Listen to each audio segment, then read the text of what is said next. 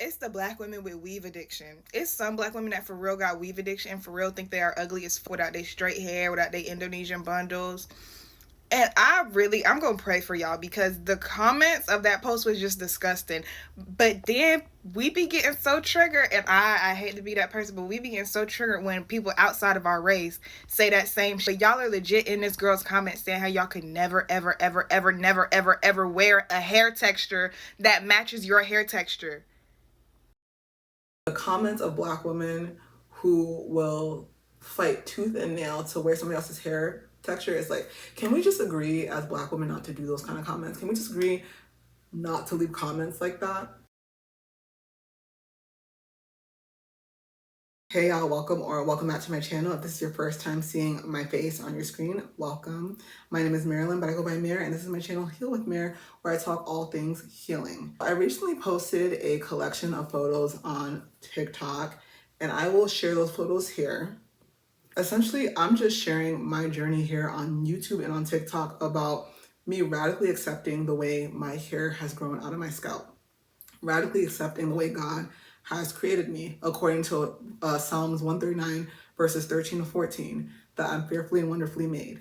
And if I really believe that, part of that acceptance of my whole entire self is loving the God-given hair I was blessed with at birth and allowing it to grow through my scalp without feeling the need to cover it with somebody else's hair texture. And so I shared the pictures of the different women and friends and all that I would be standing next to throughout my life as an adult woman. I'm wearing their hair, meanwhile they're wearing their own hair. And it's so wild the type of comments you will get from black women defending and fighting to the death, like dueling me or trying to duel me in the comments for their right to wear another woman's hair texture.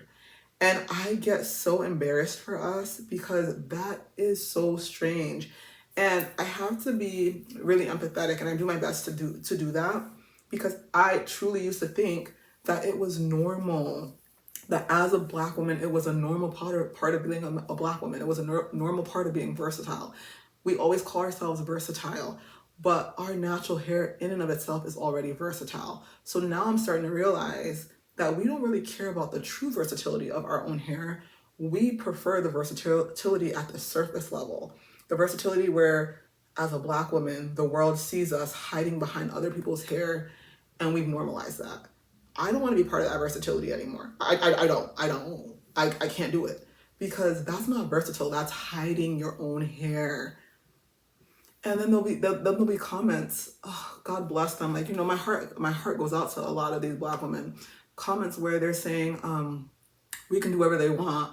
Like, they're like, oh, black women can do whatever they want to their hair. Granted, that's completely true. I like, literally, the things I say on my channel have no bearing on what you choose to do. You don't even know me. I don't even know you. So if you like wake up tomorrow morning with a wig on your head, I wouldn't even know. I wouldn't be the wiser, and I truly do not care. It's unfortunate, and it's detrimental to your own mental health and your own self-concept and self-esteem, but it doesn't change anything about my life or the way I live my life. But there will be women in comment sections, black women in comment sections, defending their ability to switch it up and wear somebody else's hair. And I've learned that that is so strange. I don't ever see it as glamorous or a status symbol. I see it as like, oh my God, we are the laughing stock. We are such a joke. Try to really think about it and reflect. Like, imagine a world where we saw tons of Asian white women, white Latina women, multiracial women with looser textures, not leaving their house unless they had an Afro wig on, or not going out to big special events unless they had an Afro wig on that was your like hair texture and not their hair texture, or going to their big day, their wedding, their graduation with not even their own texture. And like, remember, I'm emphasizing texture, because another comment I get all the time, I'm sorry, I'm trying not to laugh. Another comment I get all the time is like, well, white women and Asian women and multiracial women with whatever loose hair, like they all wear extensions and they wear wigs too. And I'm like, yes, I know that. I know. I know that. But they wear hair extensions and wigs that match their actual hair texture. I was at my good friend's wedding as a bridesmaid back in July, and everyone was getting ready doing their hair. And the Asian women and the white women were not adding extensions or anything to their hair. You know what I mean? And it always makes me laugh when I see those comments about, well, white women and Asian women wear extensions. I've had a lot of experiences with Asian women. I lived in South Korea for a year and a half. I've had a lot of experiences with white women. I lived in Spain for a summer. I also have good friends who are white. I have good friends who are Asian. Like, I have very multicultural relationships. And I've never, personally, I don't see it. I don't see them actually putting extensions or clip-ins in. I really don't. They wear their actual hair. And when I think about my friendships with Black women, if I walk out the door or just like hang out with a Black woman that I know, they're 9 times out of 10 wearing a hair texture that isn't theirs. So like, we need to stop deflecting or trying to act as though like we don't have a problem. Like, please, let's not diminish the problem that we have. I think a lot of women, Black women, who diminish the problem that we actually have, they don't really see it as a problem because the perceived benefits of wearing somebody else's hair texture to them outdo the embarrassment of wearing somebody else's hair texture and the shame. Because when you're wearing somebody else's hair, you're wearing their crown, their glory. God numbers all of our hair, and it's emphasized in the Bible that he has our hairs numbered. That's the only thing he ever emphasized, numbering on our bodies. And if God emphasized it, that's important. So the one important bodily thing on your body that God emphasized in the Bible is the one thing that you're choosing to hide and cover and put somebody else's on. Oh my God, we are really cooked. And if we don't see that we're cooked, I don't know, we might have a problem. There was this one video of a woman on TikTok that I appreciated, and she was really honest. I used to be one of the Black women that would like just be like, let Black women do what they want with their hair. And I still believe that. Let Black women do what they want with their hair. But Black women are never going to beat the allegations that we hate our own hair. I just saw a video of a girl from the UK saying that Black women need to start wearing yaki straight hair because it matches your hair texture better. And I can't even tell you how many Black women was in the comments defending they Brazilian, Indonesian, bust down, completely straight, type 1, whatever the fuck the hair is. Oh, I could never wear that yaki. I could never wear... Girl, damn! Like, y'all acting like the girl held a gun to y'all head. I don't know what it is, but it's the Black women with weave addiction. It's some Black women that for real got weave addiction and for real think they are ugly as fuck without their straight hair, without their Indonesian bundles. And I'm going to pray for y'all because the comments of that post was just disgusting. But then we be getting so triggered, and I hate to be that person, but we be getting so triggered when people outside of our race say that same shit. Y'all are legit in this girl's comments saying how y'all could never, ever, ever, ever, never, ever, ever wear a hair texture that matches your hair texture. That means you hate your hair. Like, you just have to read between the lines. If I sit here and say, oh, I could never wear a foundation that's actually my skin color. I could never wear a foundation that's actually my skin color. Do you hear how stupid that sounds? Like, I love my people. But Black women, we have been giving ourselves a lot of grace for a long time to where, like, oh, we can't be this, we can't be that, we can't be this because we just the most hated. Which I agree with. We are the most hated. But at the end of the day, it's time for some kind of accountability. Y'all hate y'all hair. Y'all hate y'all hair, and y'all hate that y'all gotta admit that y'all hate y'all hair for y'all to keep hating y'all hair in peace.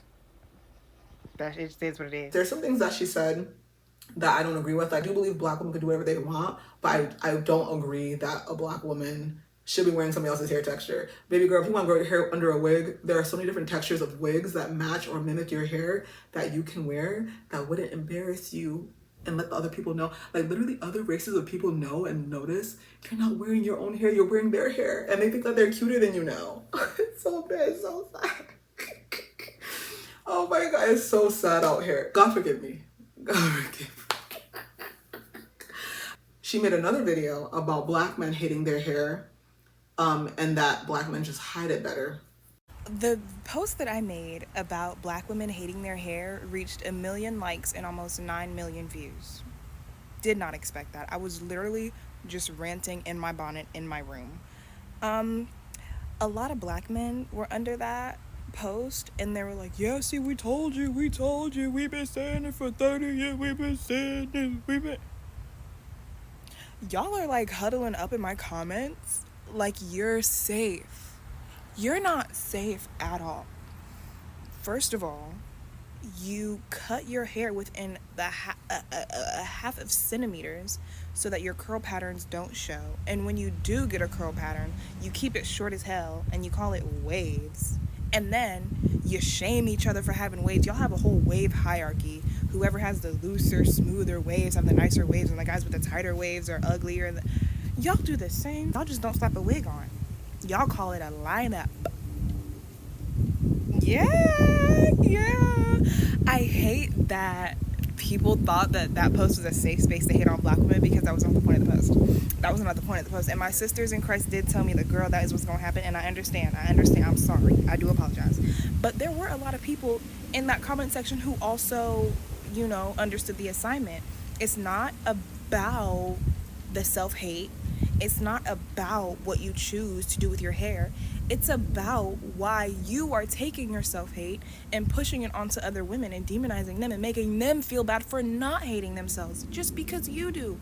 Just because you hide under a wig, and you're hiding under a wig because you're public about hiding under a wig. I'm not pushing anything on anybody. I'm not putting any words in anybody's mouth. My post was about those comments where those girls were literally saying, yeah, I wear this wig to cover up my yucky hair. So if I'm wearing this wig to cover up my yucky hair, why would I slap yucky hair on top of my yucky hair that I'm trying to cover up and hide and conceal? That's what they were saying in the comments.